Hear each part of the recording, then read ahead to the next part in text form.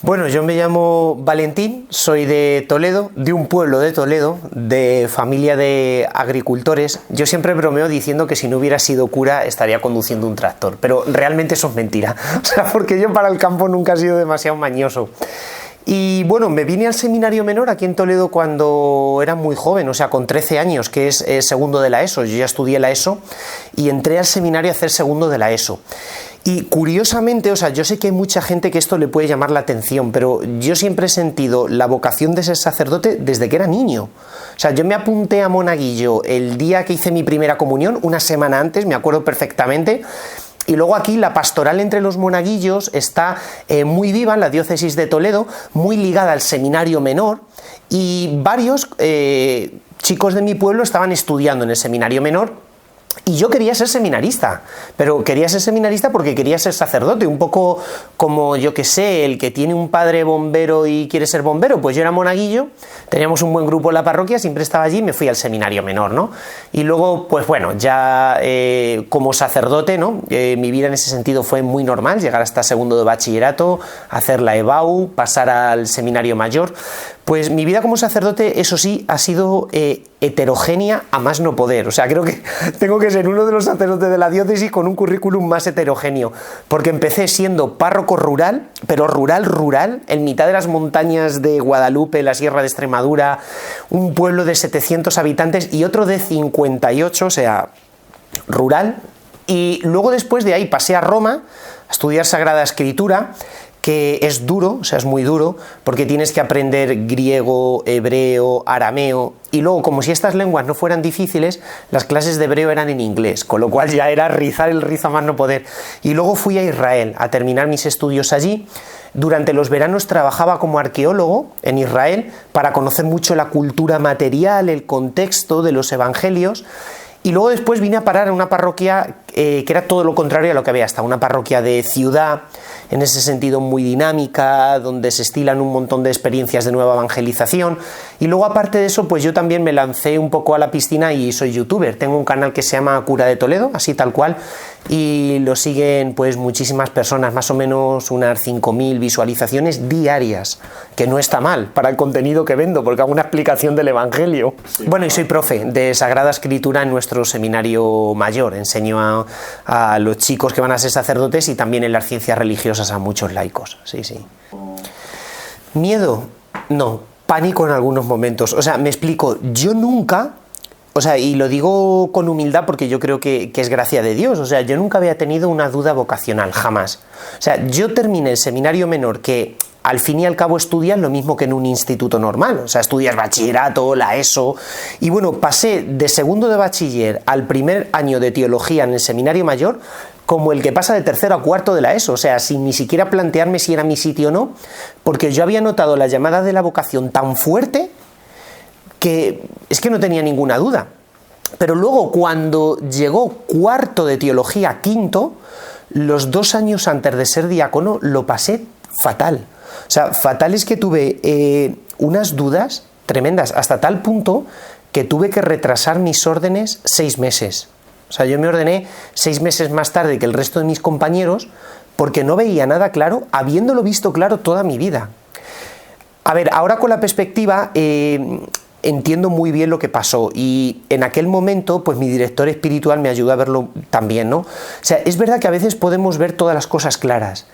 Santa Teresita del Niño Jesús dice que a veces tú vas dando un paseo en la montaña con un sol deslumbrante, pero que hay veces que Dios te quiere llevar por atajos, o sea, te coge y te lleva por una cueva subterránea, tú no ves nada, pero estás atravesando la montaña más rápido. O sea, la vida de fe no es todo fuegos artificiales, colorines. Cualquiera que haya leído a la Madre Teresa de Calcuta, a Santa Teresita de Jesús, o la subida al Monte Carmelo de San Juan de la Cruz, en la vida de fe hay momentos de oscuridad.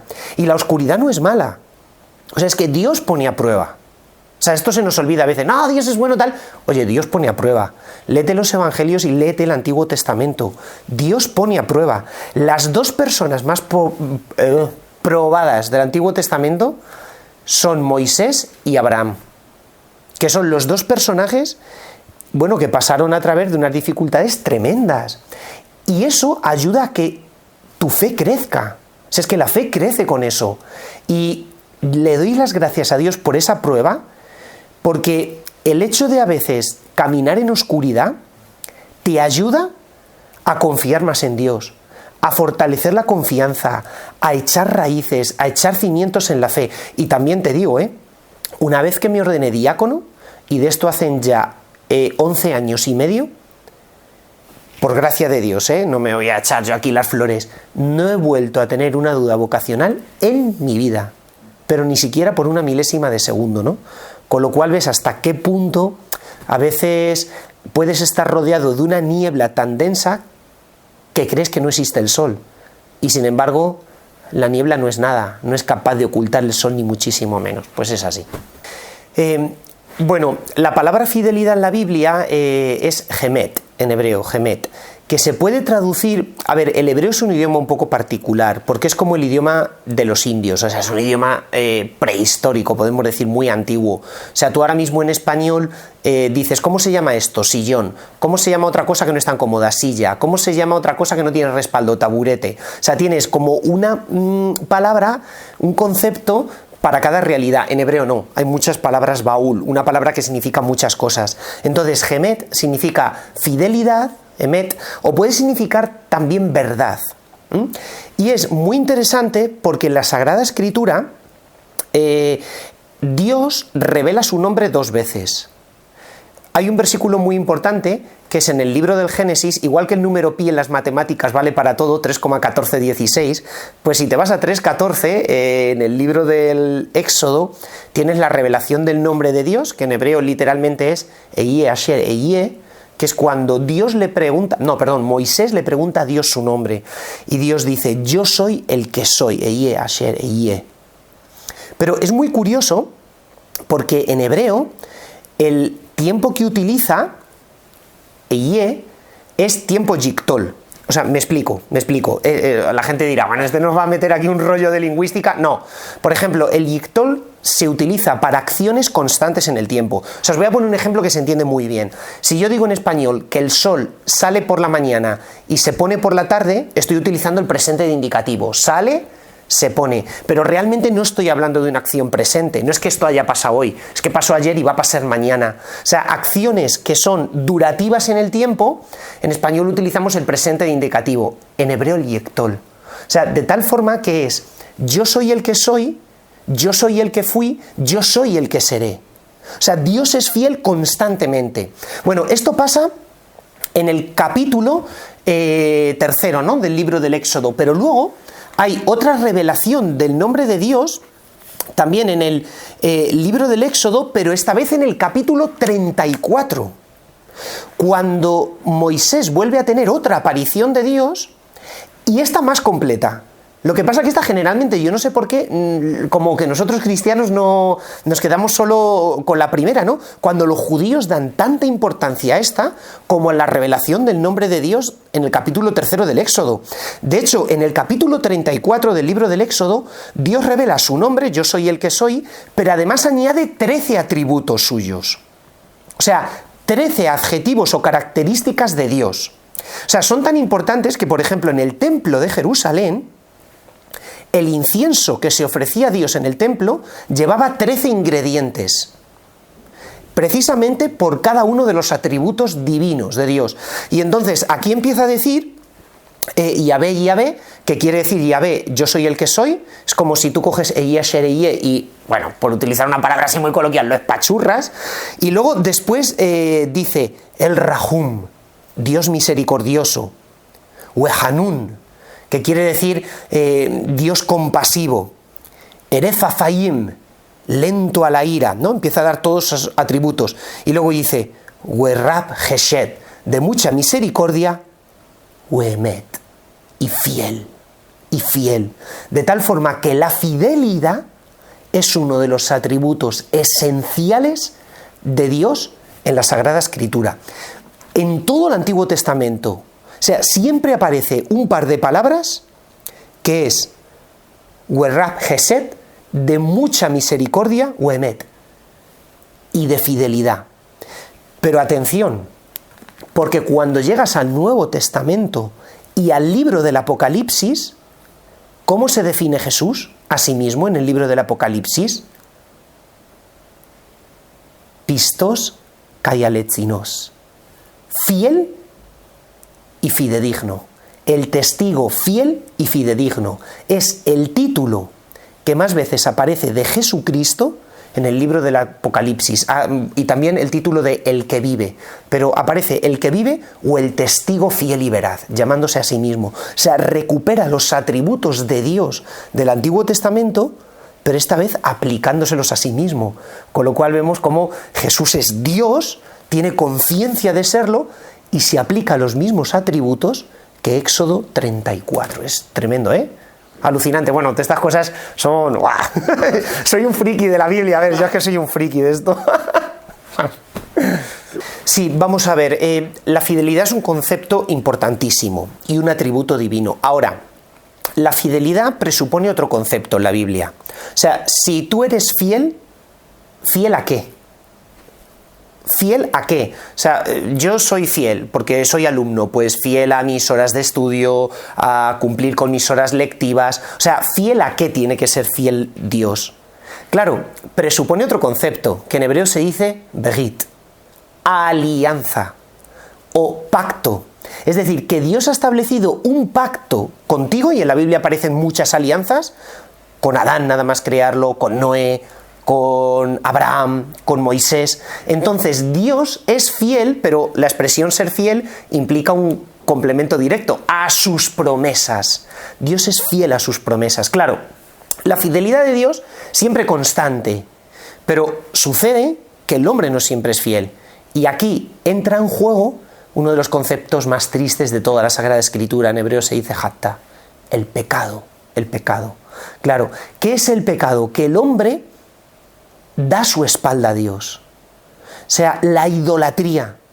Cuando tú te construyes al margen de Dios, tus propios espejismos, idealizas otras cosas y te vas detrás de otras cosas, pensando que ellas te dan la felicidad, y vuelves la espalda a Dios. Y entonces ya empieza un drama. Porque, por ejemplo, en el profeta Oseas, pero no solo, Oseas es que es el primero que lo hace en el siglo VIII a.C., pero luego Jeremías un pelín después, y todos recuperan la misma temática. Siempre se compara con un esposo, porque la alianza o pacto entre dos personas, digamos como por excelencia, es el matrimonio. O sea, que implica un amor, una entrega constante, para siempre, para toda la vida. Entonces, Dios es fiel en ese sentido.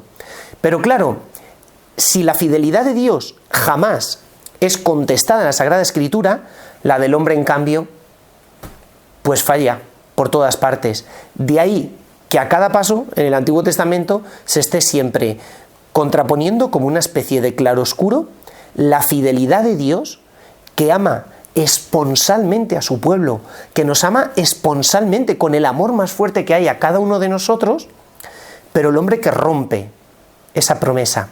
Y claro, esa promesa, si la rompe, no tiene otro nombre que adulterio. Es terrible. Pero a la vez, o sea, es que esto es impresionante, porque fíjate, en los pactos del Antiguo Testamento, la mayor parte de los pactos eran bilaterales. ¿Qué es bilaterales? Que Dios cumple unas estipulaciones y el hombre tiene que cumplir otras. Y si alguno de ellos falla, hasta luego, Lucas, se terminó el pacto. Entonces, el hombre falla, porque cae en la idolatría.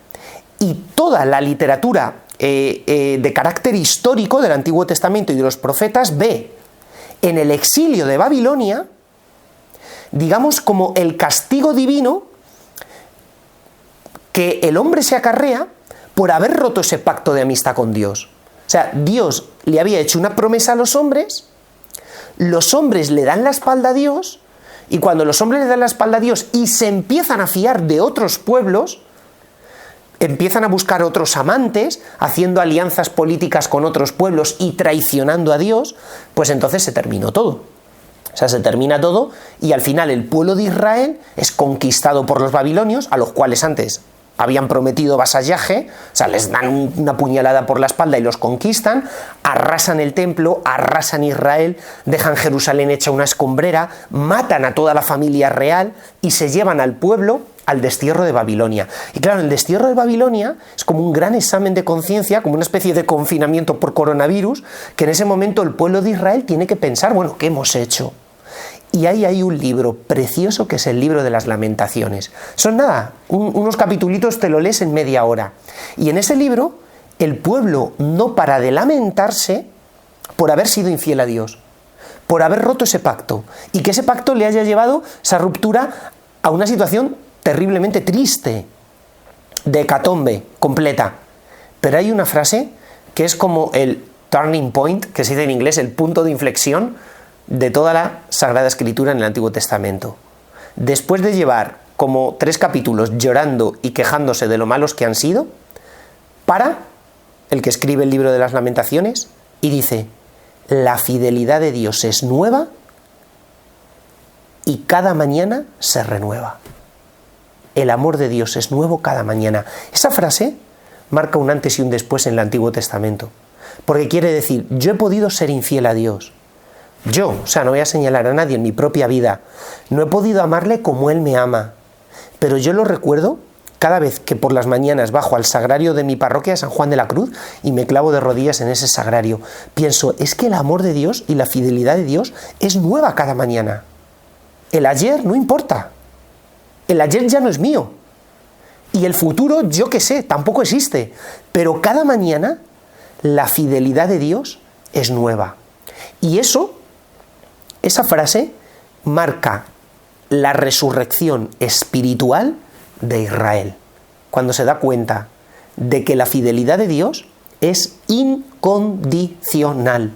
Y yo habré podido fallar, pero Dios renueva conmigo su alianza cada día. Y esto es muy importante para vivir el sacerdocio o cualquier vocación cristiana.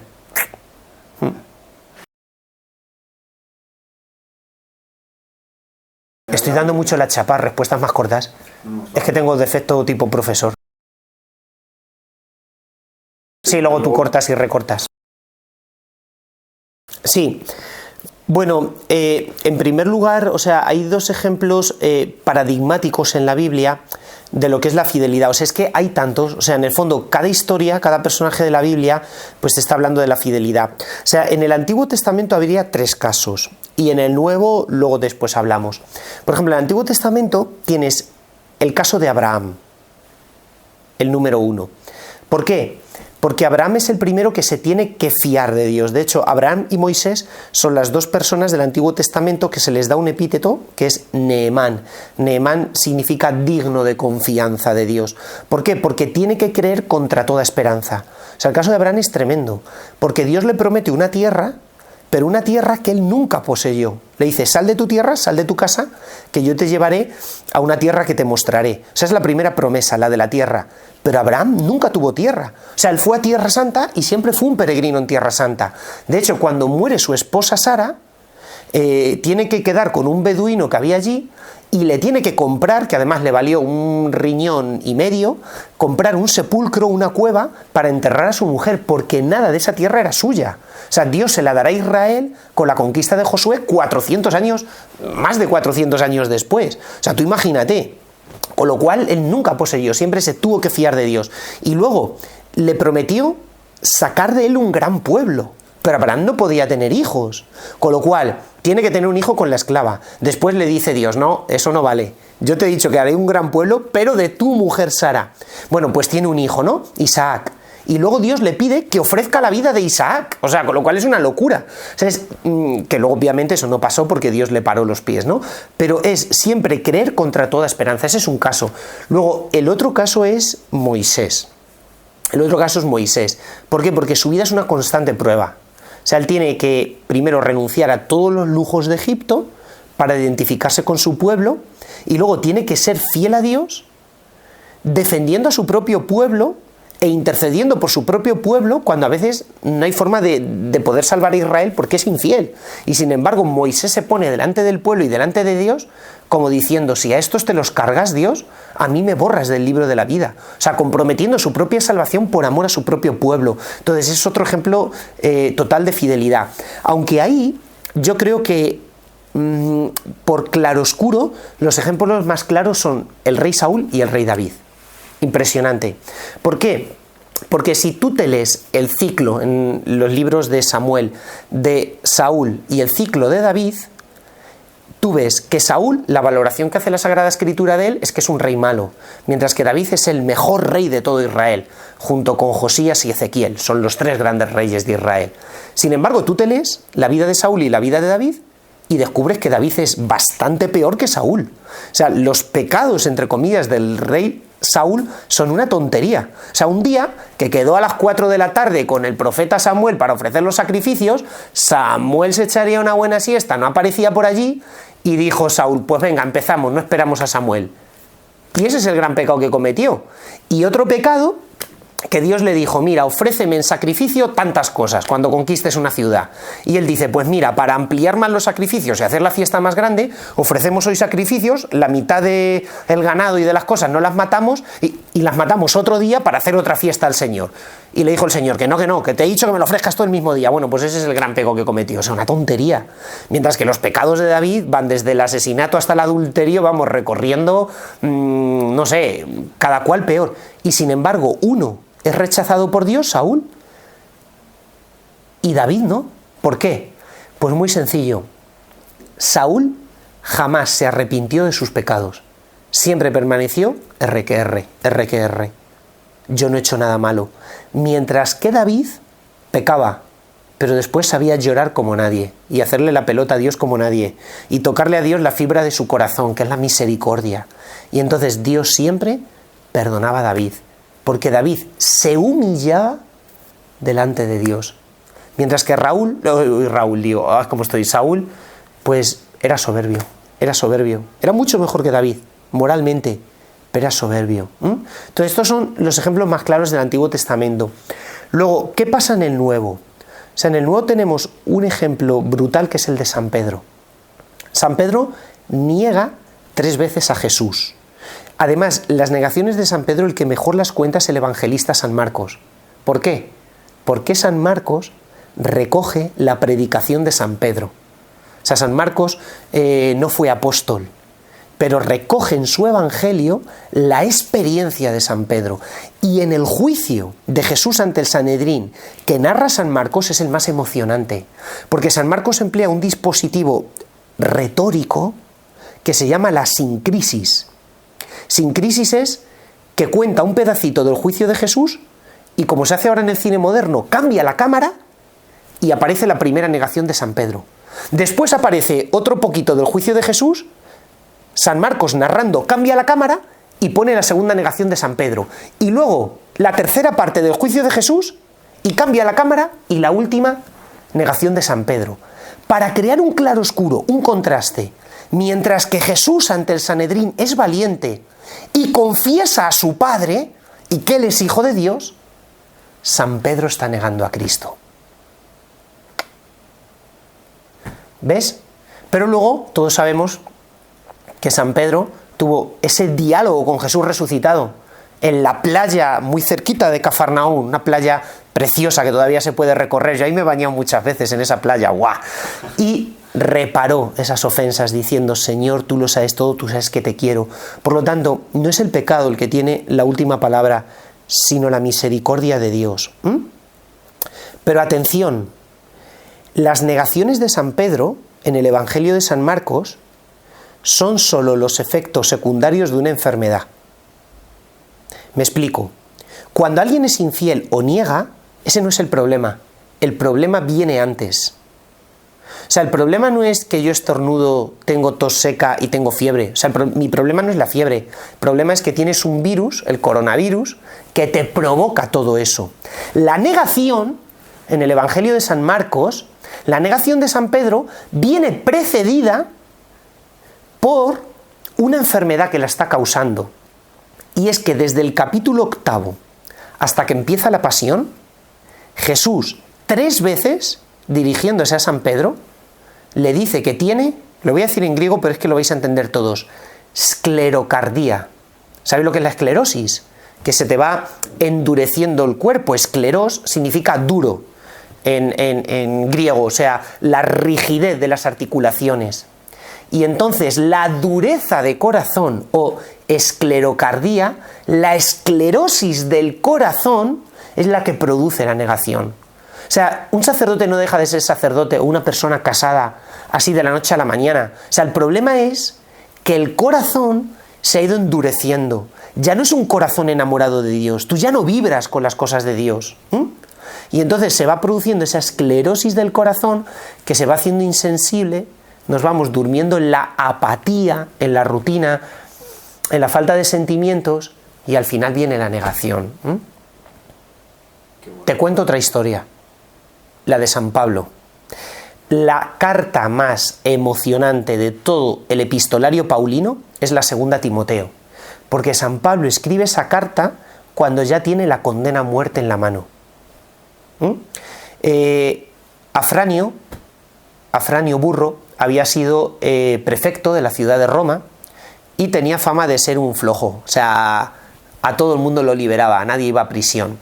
Y el primer juicio que tiene San Pablo en época de Afranio termina con una libertad completa. Pero la segunda vez que cae en prisión, Nerón, que hasta ese momento había sido muy tolerante con todo, cometió un problema y es casarse con Agripina. Agripina era mala como el veneno, lo dicen los propios historiadores romanos. De hecho, empieza a perseguir a estoicos, empieza a perseguir a filósofos, antes que a cristianos. Y poco a poco se empieza a envenenar también contra los cristianos, porque Agripina, su mujer, era judía. Y de hecho había hecho una limpieza entre los judíos de Roma, cargándose a aquellos que a ella le caían mal. Los siguientes eran los cristianos. Y cuando San Pablo cae en prisión, cae prisionero en la ciudad de Troya, los llevan de nuevo a Roma, estamos en otoño más o menos del año 64, Afranio ya no está en el poder, Nerón se ha casado con Agripina.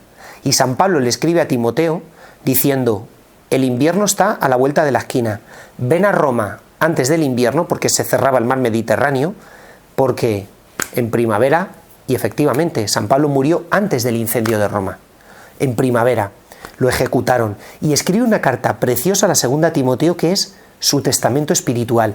Y ahí San Pablo se hace una pregunta: ¿voy a ser capaz de ser mártir y dar mi vida por Cristo? O sea, porque hasta ese momento, venga, yo doy mi vida por Dios, pero tengo un montón de comunidades que me aclaman: ¡viva Pablo, que venga por aquí! Es el cura que más queremos, este apóstol sí que vale. Pero claro, en ese momento, San Pablo dice: ¿seré yo capaz de hasta el final confesar mi fe en Cristo? Máxime porque todos lo han dejado solo. Claro, o sea, Nerón está apuntando en una lista quién es cristiano. Entonces San Pablo se presenta al juicio y no le acompaña a nadie. Cosa que en su primera defensa no, le acompañó todo el mundo, pero en la segunda nadie. Solo hay uno que tiene suficiente coraje o valor para presentarse, es que se me ocurren otras palabras pero no puedo, para presentarse delante del tribunal, y es San Lucas, que no acompañó o sea, que no abandonó a San Pablo ni en esa situación. Entonces San Pablo, escribiendo esa carta, dice una frase preciosa: sé de quién me he fiado y confío en que el justo juez tiene poder para asegurar hasta el último día el encargo que me dio. O sea, San Pablo dice: yo puedo fallar, o sea, yo puedo fallar, si es que me van a matar o me van a torturar o qué sé yo, pero sé de quién me he fiado, que es Jesús, y como Jesús es fiel, sé que Él tiene poder hasta el último día de asegurar el encargo que me ha dado. Cuando incluso los cristianos ya se están escondiendo en Roma, solo San Lucas tiene narices a presentarse delante del tribunal con él y dice: sé de quién me he fiado. Esto es impresionante. Hay que leer esa carta. Esa carta tiene que ser un testamento espiritual para un sacerdote. Es preciosa, lloras con ella. Segunda Timoteo, o sea, de cara al futuro: ¿seré yo fiel o podré ser fiel? Mira, una vez yo estaba preocupado con esta pregunta y fui a ver al rector del seminario mayor, porque de vez en cuando hablábamos con él, y recuerdo que don Miguel me contó una vez una cosa súper curiosa.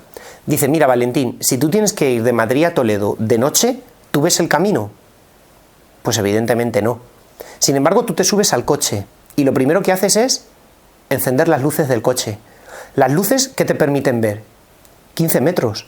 Madrid está a 80 kilómetros, sin embargo, tú solo ves 15 metros, pero cuando has recorrido otros 15 metros, vuelves a ver otros 15, y después otros 15 y otros 15, y al final llegas con el coche a Madrid, aunque sean las 3 de la mañana y sea completamente de noche. Entonces yo creo que la vocación pasa así. O sea, a veces uno quiere ver el futuro: ¿seré yo fiel cuando tenga 70 años? Pero si es que Dios no me está pidiendo eso. Dios me está pidiendo que sea fiel hoy, que estamos a viernes, venga, tienes que ser fiel hoy. Y mañana veré otros 15 metros y pasado otros 15 metros. ¿No? Entonces a veces yo creo que tenemos error de perspectiva, ¿no? O sea, la fidelidad es algo que se ve hoy. Y nunca la oscuridad va a ser demasiado grande que Dios no me permita ver como esos 15 metros. Nadie tiene miedo a coger el coche, aunque sea de noche. Porque las luces, aunque sea poquito, pero te permiten ver lo necesario. Y yo estoy convencido que Dios jamás te deja sin la luz necesaria, aunque sea plena noche. Bueno, querida people que estáis viendo, 15 segundos para lanzaros un mensaje, me dejan. La fidelidad de Dios es impresionante. Confianza en Dios, confianza. ¿Sabéis cuál es mi oración preferida? Mirad, igual que cuando tú exprimes una naranja y sacas el jugo de la naranja o haces zumo de fruta, sacas su esencia, yo creo que si pudiéramos exprimir un Ave María, si pudiésemos exprimir un Padre Nuestro o cualquier otro tipo de oración y le sacáramos el jugo, ¿sabéis cuál sería? Corazón de Jesús, en vos confío. Sagrado corazón de Jesús, en vos confío. Esa es la esencia de la oración cristiana. Volcar, poner toda tu confianza en Dios. Y solo así se puede ser fiel. Olé. Hasta luego, familia. Estupendo.